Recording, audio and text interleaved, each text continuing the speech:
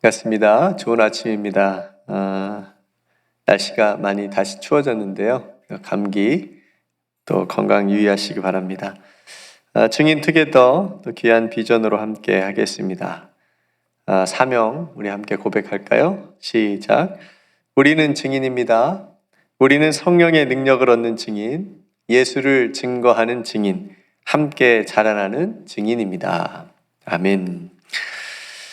창세기 말씀을 계속 나누고 있는데요. 지난 시간에는 우리 루벤과 시몬과 레이가 행했던 악한 일로 인해서 책망을 받는 그런 모습을 나누었습니다.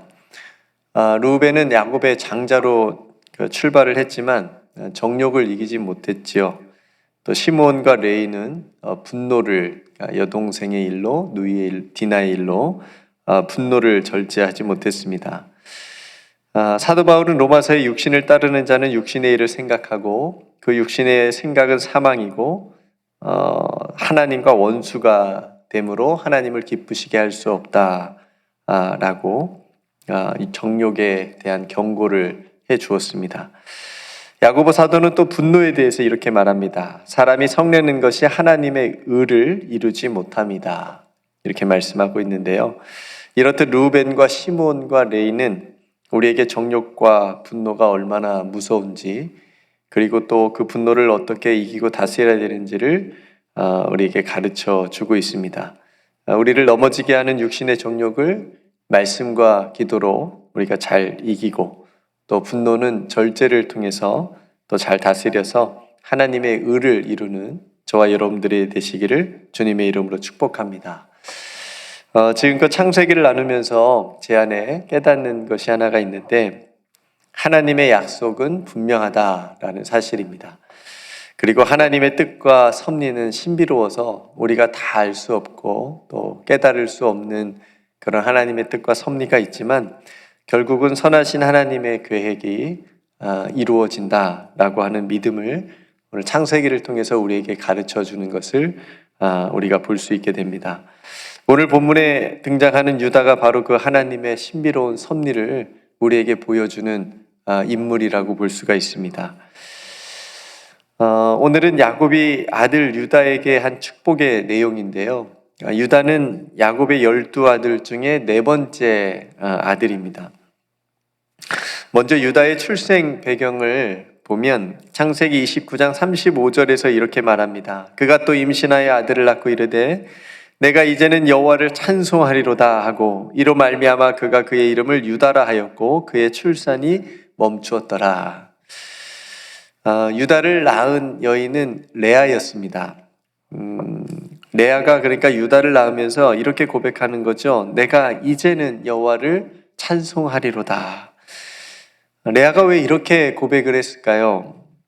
이렇게 레아가 고백한 이유는 레아가 유다를 낳고서야 그동안 가슴에 맺힌 어떤 한이 풀어졌다고 볼 수가 있습니다.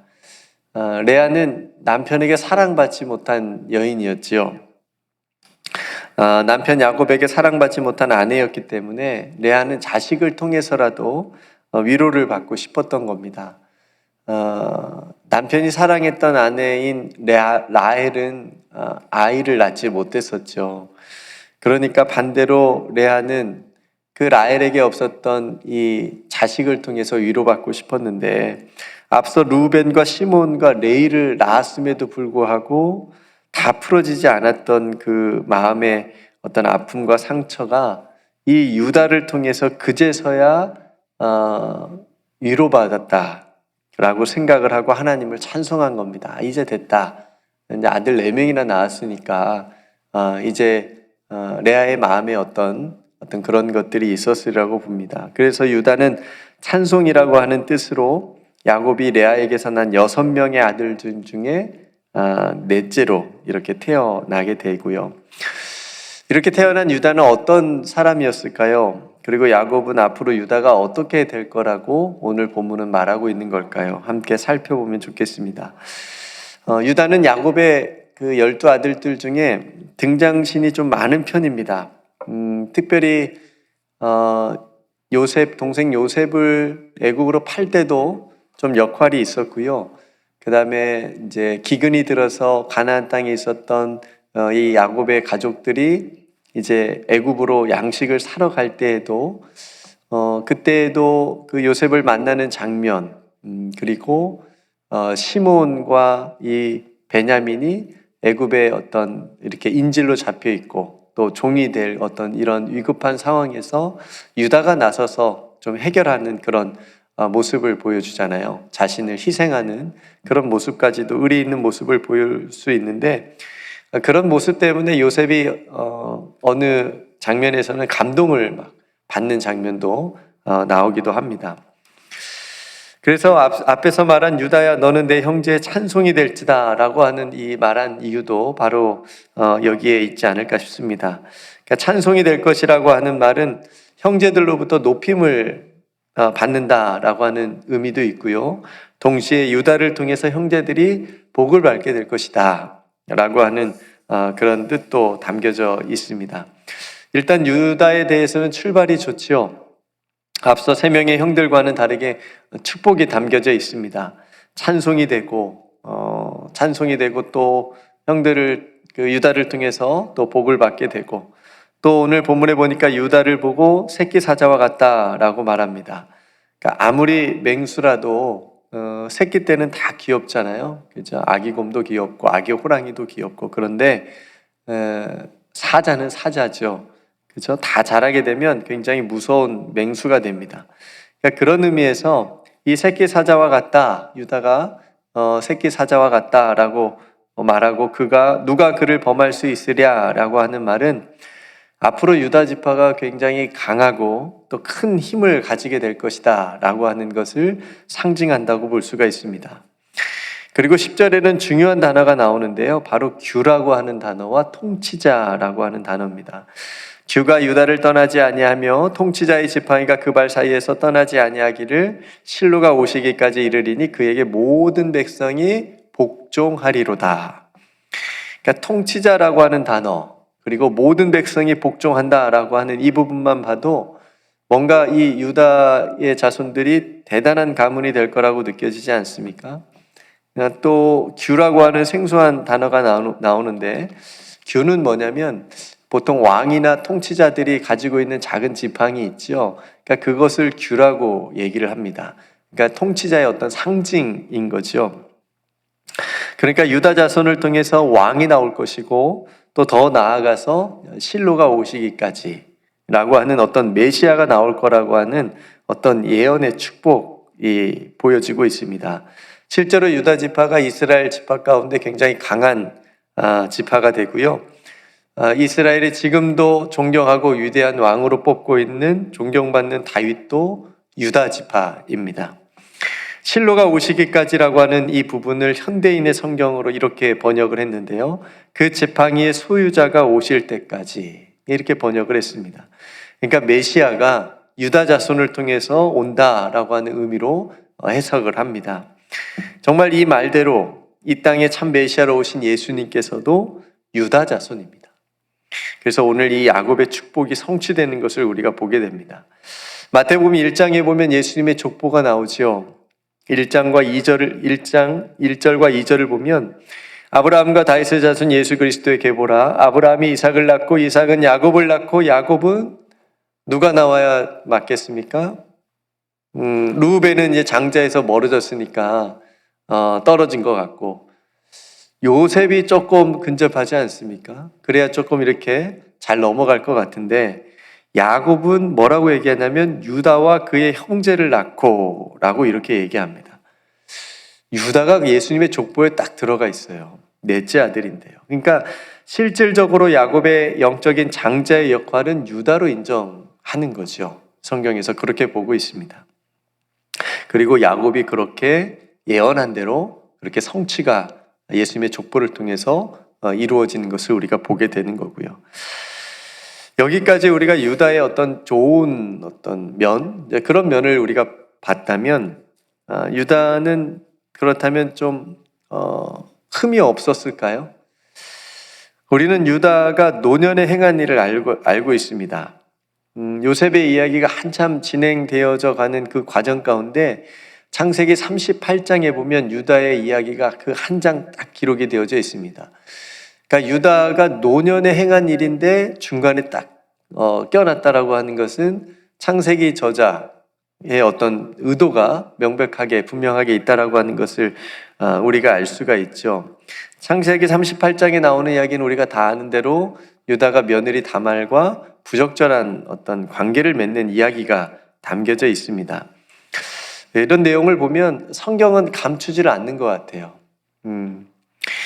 그 세상은 어떤 인물을 이렇게 높이고 그러고 싶다면 그 사람이 행한 어떤 일들, 그러니까 좋지 못한 일들, 악한 일들, 그런 일들을 미화하고 또 왜곡하고 감추고 이러는데, 성경에 나오는 하나님의 믿음의 사람들이라고 하는 사람들의 이야기 가운데서도 그들이 행한 부끄러운 일들, 또 그들이 행한 악한 일들 숨기지 않습니다. 오늘 유다도 그렇고요, 다윗도 그렇고요. 다윗이 간음한 이야기도 성경은 적나라하게 드러나죠. 예수님의 제자였던 베드로, 또 다른 제자들도 마찬가지로 예수님을 부인하고 배신하고 다 도망간 이야기들을 성경은 감추지 않고 그대로 다 적습니다. 그런 의미에서 이것이 성경이 하나님의 감동으로 되어 쓰여졌다라고 하는 또 증거 중에 하나라고 볼 수가 있겠죠. 그러니까 유다 입장에서는 자신이 며느리에게 속아서 그런 일을 했다라고 이렇게 변명할 수도 있겠지만, 그럼에도 불구하고 루벤이 한 일하고 오늘 유다가 38장에서 한 일의 어떤 경중을 따져보면 50보 100보이지 않겠습니까? 그런데 루벤은 책망을 받았는데 유다는 그 일을 그 이유로 언급되지 않습니다. 오히려 앞에서 말한 것처럼 유다와 며느리 다말 사이에서 태어난 그 자손을 통해서 다윗이 나오고요, 그 자손을 통해서 예수 그리스도까지 이어지는 그런 족보, 그런 가문이 된다라고 하는 사실이죠. 성도 여러분, 이것을 우리가 어떻게 설명할 수 있을까요? 유다가 이렇게 된 것은 제가 맨 처음 말한 우리는 알 수 없는, 우리는 깨달을 수 없는 하나님의 신비로운 섭리라고 말할 수밖에 없지 않을까요? 오히려 그 자리에, 유다의 자리에 요셉이 들어갔다면 우리가 그래, 좀 인정할 수 있고 좀 끄덕일 수 있겠지만, 유다가 그 자리에 들어갔다는 얘기죠. 이렇게 흠이 많은, 부족한, 연약한 유다가.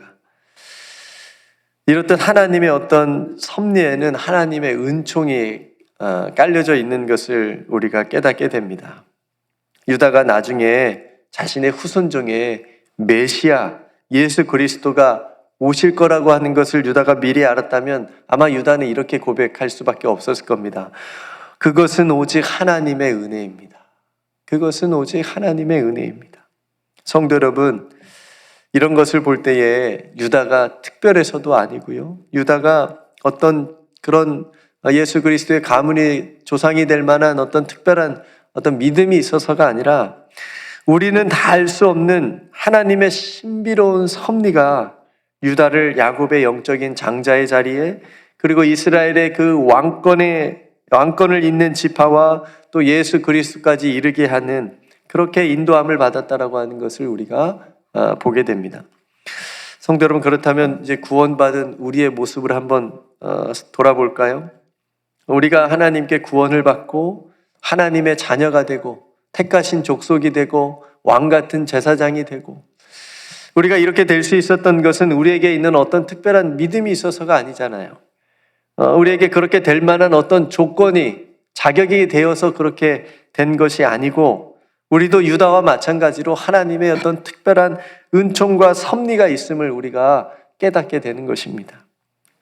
그래서 그것이 우리에게도 은혜가 되고 오직 하나님 앞에 감사로 나아갈 수 있게 한다는 것이죠.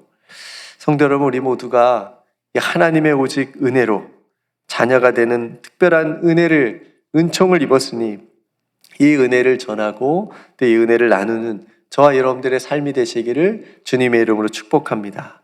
오늘 이 하나님의 자녀로 살아가는 우리들의 고백도, 우리들의 삶의 모든 일도, 우리가 혹 알지 못하고 지금은 깨닫지 못하는 하나님의 어떤 섭리가 있다면, 뜻이 있다면, 우리가 그 뜻에 순종함으로, 그 뜻을 하나님께 또 맡기며 나아감으로, 믿음으로 이 길을 끝까지 걸어가며 오직 하나님 앞에 감사하는 그런 삶으로 하나님 앞에 고백하는 오늘 하루와 저와 여러분들의 모든 삶이 다 되시기를 주님의 이름으로 축복합니다.